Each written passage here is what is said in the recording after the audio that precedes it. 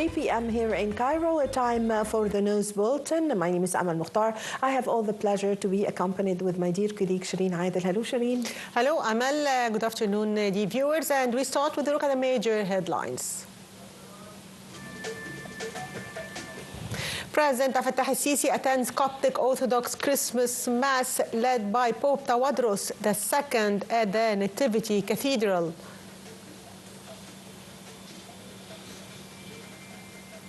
Health Ministry in Gaza says 31 killed in 24 hours by Israeli occupation. And the U.S. envoy says Israeli occupation forces began pull-out from second South Lebanon town. Welcome back. The news in detail. President Abdel Fattah al-Sisi attended a Coptic Orthodox Christmas Mass, which was led by Pope Tawadros II at the Nativity Cathedral in the new administrative capital. Speaking before the attendees, the head of state extended greetings to Pope Tawadros, Copts and all Egyptians on the Christmas occasion. Details on the following.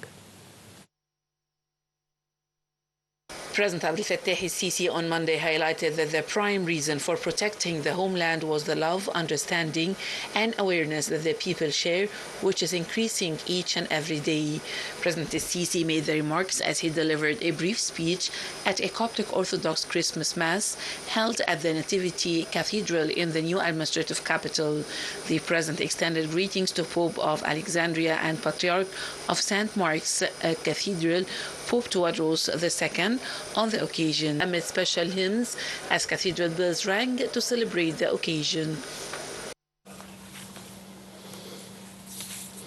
And on his social media account, President Fattah al-Sisi greeted Egyptian Copts on Christmas. The President said that the birth of Jesus Christ is a manifestation of the values of tolerance, fraternity, and unity of national fabric, which have always been an integral part of Egypt's history and shaped an authentic feature of the Egyptian character. President Sisi asserted that Egypt will always remain a beacon of coexistence, unity, and love among its people under the honor of belonging to this cherished nation. The President also prayed for many happy returns and to return this occasion to beloved Egypt with enduring goodness, blessings, and prosperity. Egypt's First Lady, Mrs. Intisar al-Sisi, greeted Egyptians on Christmas on her social media account. The First Lady wished welfare to the Egyptian people, marking the occasion which symbolized love and peace. She also said that she prayed to God to keep the unity and love among all Egyptians and wished them a Merry Christmas. And Minister of Defense Lieutenant General Abdel Sa'ar greeted Pope Tawadros II on Christmas in a cable of greetings. The Defense Minister expressed appreciation to Copt brothers over their national stance, which showed the strong social fabric of Egyptians. The Minister also greeted all army personnel on the occasion.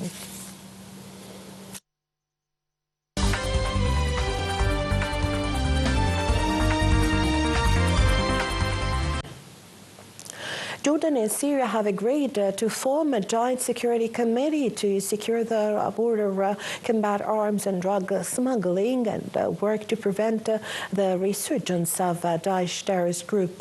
Jordanian Foreign Minister Ayman Safadi told a joint press conference with Syrian Foreign Minister Asad Hassan al-Shibani that they discussed securing the borders and will coordinate together to combat mutual challenges. Shibani, who was in Amman after visiting Qatar and the United Arab Emirates, told Safadi that drug smuggling would not pose a threat to Jordan. And international flights resumed at Syria's main airport in Damascus on Tuesday for the first time since the fall of Bashar al-Assad. Syrian Airlines flight bound for Sharjah in the United Arab Emirates took off at around 11:45 a.m., marking the first international commercial flight from the airport since December 8th. International aid planes and foreign diplomatic delegations have already been landing in Syria, and domestic flights have also resumed.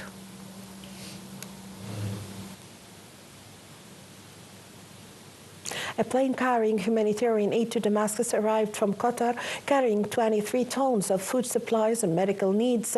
The aid comes within the frame of the aid plan to lift suffering on the Syrian people in the current critical circumstances. A Qatari airplane carrying humanitarian aid arrived to Damascus, the international airport, on Tuesday. The plane has been loaded with 23 tons of relief aid, medicines and food. The flight aid is the third flight to land in Damascus airport. And Israeli occupation airstrikes killed at least 9 Palestinians in 2 separate attacks in Gaza Strip. Health officials said an Israeli occupation airstrike killed 5 people in a house in Nusayrat camp in central Gaza, while another airstrike killed 4 others in Jabaliyah in the northern edge of the enclave where Israeli occupation have been operating for 3 months.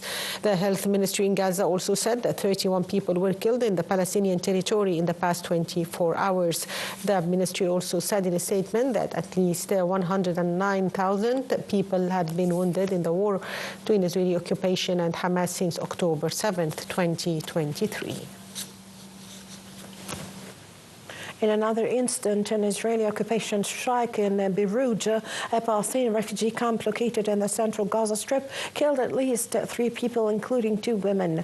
The Israeli occupation forces foreign ministry said on Tuesday that Israel is fully committed to reaching an agreement to return its hostages from Gaza, but claimed that they face obstruction from Hamas. Israeli occupation said that Hamas had to clarify the status of the hostages as Hamas declared they were ready to release. The first phase of a potential exchange deal, the offer from Hamas, came as Israeli occupation continued to pound Gaza Strip, where rescuers said 16 people were killed overnight. A senior Hamas official said the group was prepared to release an initial batch of captives but would need a week of calm. The Palestinian Ministry of Health said Israeli occupation forces killed 2 people on Tuesday in separate raids in the northern West Bank. 1 Palestinian was killed in the town of Tamoun and another in the village of Talouza. The Palestinian Red Crescent said its teams have transported the body of an 18-year-old from Tamoun who was killed as a result of shelling, and that 5 other people were separately injured during the Israeli occupation raid. Israeli occupation troops have killed at least 820 Palestinians in West Bank since the start of the war.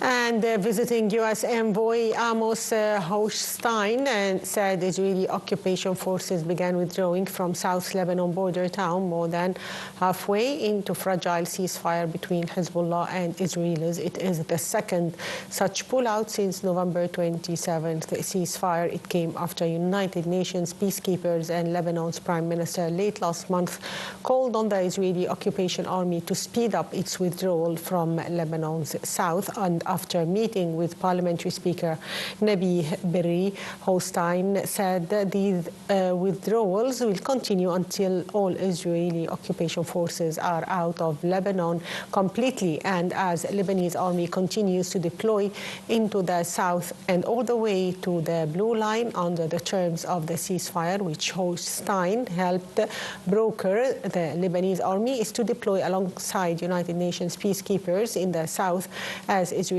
occupation army withdraws over a 60-day period. Minister of Foreign Affairs, Migration and Expatriate Affairs, Badr Abdelati, assured the importance of empowering Lebanon's state institutions. The foreign minister's remarks came in a telephone conversation with his French counterpart, Jean-Yves Le Drian. During the call, Abdelati stressed the importance of selecting a Lebanese president by national consensus. The foreign minister also asserted that Egypt will exert the utmost effort to support Lebanon in this critical phase. A strong earthquake shook a high-altitude region of western China and areas of Nepal on Tuesday, damaging hundreds of houses, littering streets with rubble and killing at least 95 people in Tibet. Many others were trapped as dozens of aftershocks shook the remote region. Rescue workers climbed mounds of broken bricks, some using ladders in heavily damaged villages as they searched for survivors. At least 130 people have been injured in the earthquake-hit area in Tibet on the Chinese side of the border. More than 1,000 homes were damaged in the barren and relatively sparsely populated region. Now with the economy news, as Prime Minister Mustafa Madbouri reviews efforts to secure energy supply for cluster grids sustainability in the coming period. The Prime Minister remarks came during his meeting with the Minister of Electricity and Renewable Energy, Mahmoud Ismat, Minister of Finance, Ahmed Kodruk, the Minister of Oil and Mineral Resources, Karim Badawi. The meeting also reviewed efforts exerted to increase the capacity of the new and renewable energy power stations. The Prime Minister also highlighted the government's interest to operate the power stations in a way to provide more consumption. The United States eased some restrictions on Syria's transitional government to allow the entry of humanitarian aid. The U.S. Treasury issued a general license lasting 6 months that authorizes certain transactions with the Syrian government, including some energy sales and incidental transactions. The move does not lift sanctions on the nation that has been battered by more than a decade of war, but indicates a limited show of U.S. support for the new transitional government. The United States has gradually lifted some penalties since Assad departed Syria for protection in Russia. Eurozone inflation accelerated in December, an unwelcome but anticipated blip that is unlikely to derail further interest rate cuts from the European Central Bank. Inflation in the 20 nations sharing the euro picked up to 2.4% last month from 2.2% in November. Inflation has been oscillating just above the ECB's 2% target recently, and data over the next few months could remain shoopy. The central bank cut interest rates 4 times last year and said its target is now within sight, so more policy easing is coming, even if the speed and timing remain subject to debate.